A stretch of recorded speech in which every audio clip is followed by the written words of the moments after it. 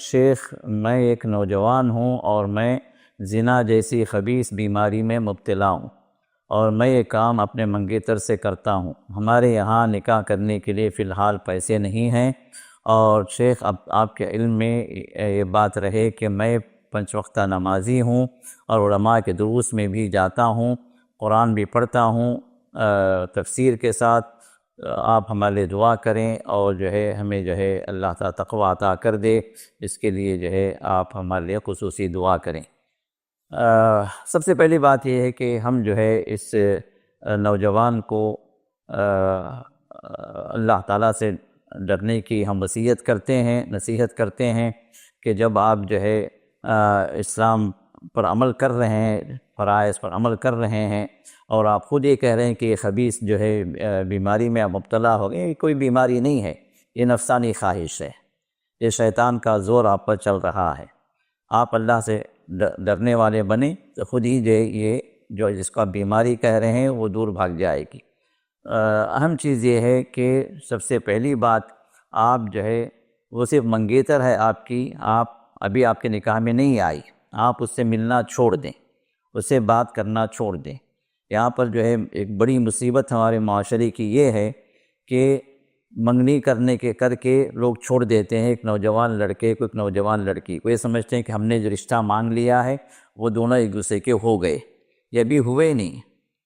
یہ بڑی غلط فہمی ہے کہ منگنی سے ایک دوسرے کے ہو جاتے ہیں، اب اس کے بعد ان کو ملنے کی آزادی دے دی جاتی ہے، اس کے بعد ان کو ملنے کی آزادی نہ بھی ہو تو کم سے کم جو ہے فون کالز پہ جو ہے رات جو ہے ایک دوسرے سے لگے رہتے ہیں، اور ان فون کالز میں جو ویڈیو کالز بھی آ جاتے ہیں، اور شیطان تو ہمیشہ جو چاق و چوبند رہتا ہے گمراہ کرنے کے لیے، نفسانی خواہشات مبتلا کرنے کے لیے، تو ویڈیو کالز پہ بھی جو ہے بے حیائی شروع ہو جاتی ہے، وہاں کچھ بھی جو ہے میاں بیوی کی جو باتیں ہیں وہ اسی وقت جو ہے یہ اس حالت میں ابھی منگنی ہی ہوئی ہے، اور فون کالز پہ ویڈیو کالز پہ ایسی باتیں شروع ہو جاتی ہیں جو آخرکار جو ہے پھر شیطان ان کو ملواتا ہے اور پھر ان سے وہ زنا بھی کرواتا ہے۔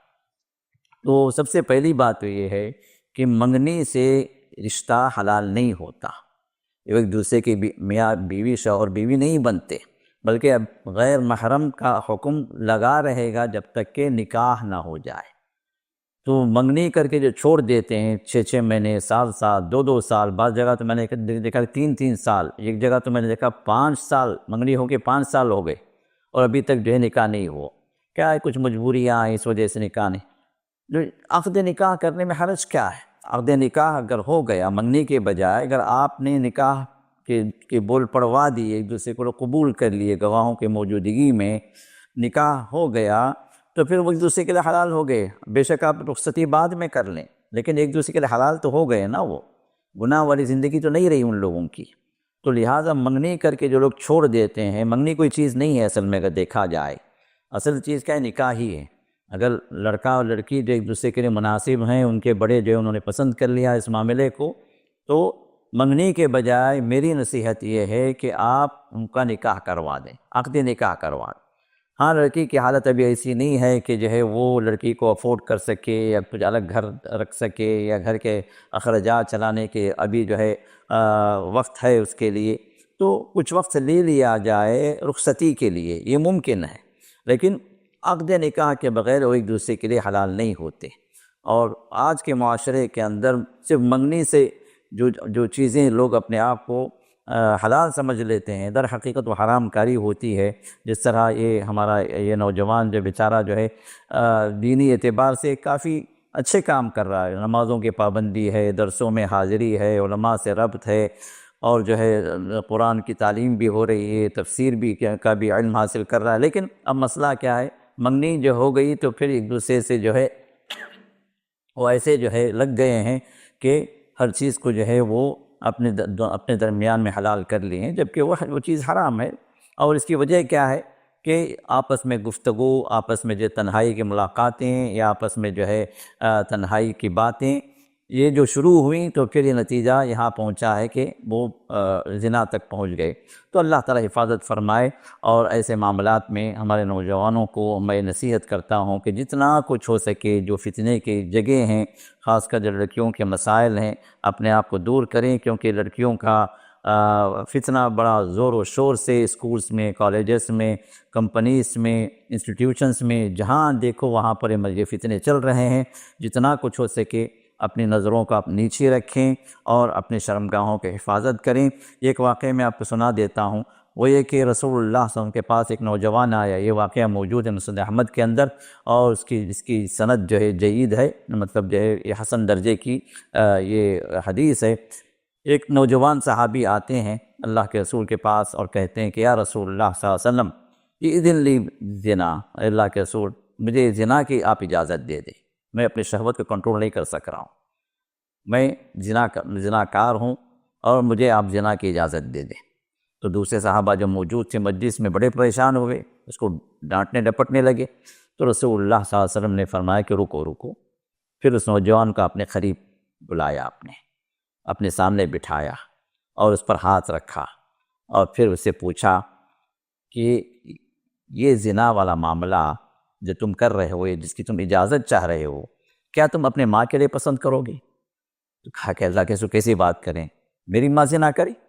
تو اللہ کے رسول نے فرمایا کوئی عورت جو ہے جس سے تم زنا کر رہے ہو وہ بھی کسی کی ماں ہو سکتی۔ تو پھر پوچھا کیا تم اپنے بہن کے لیے پسند کرو گے؟ بالکل نہیں۔ تو پھر آپ نے فرمایا کہ وہ بھی کسی کی بہن ہوگی۔ پھر پوچھا کہ تم اپنی بیٹی کے لیے پسند کرو گی؟ کہا کہ بالکل نہیں۔ اللہ کے رسول آپ کیا بات کر رہے ہیں؟ کہا کہ وہ بھی تو کسی کی بیٹی ہو سکتی ہے۔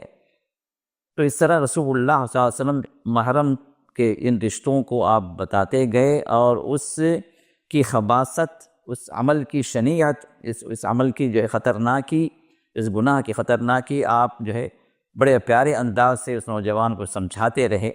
پھر اس کے بعد جو ہے آپ صلی اللہ علیہ وسلم اس کے لیے اس پر ہاتھ رکھ کر آپ نے دعا فرمائی۔ وہ 3 باتوں کی دعا تھی۔ میں اس نوجوان کو بھی جو ہے اس دعا کی میں وصیت کر رہا ہوں کہ وہ بھی جو ہے یہ دعا لازماً کریں۔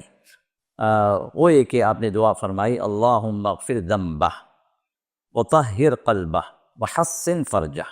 یہ حضرت ابو امامہ باہلی کی روایت ہے، جنہوں نے یہ واقعہ بیان کیا کہ رسول اللہ صلی اللہ علیہ وسلم نے فرمایا کہ اللہم اغفر ذنبہ، اے اللہ تو اس کے گناہ کو معاف فرما دے، وطہر قلبہ، اور اس کے دل کو تو پاکیزہ کر دے، دل کے اندر جو آلودگی آ گئی نا گناہ کی، اے اللہ اس کے دل کو تو پاک و صاف کر دے۔ وحسن فرجہ، کیونکہ زنا کی تکمیل کرنے والی چیز انسان کی شرمگاہ ہوتی، تو آپ نے تیسری دعا فرمائی وحسن فرجہ، اے اللہ تو اس کی شرمگاہ کی حفاظت فرما، اس کو تو پاک باز بنا دے۔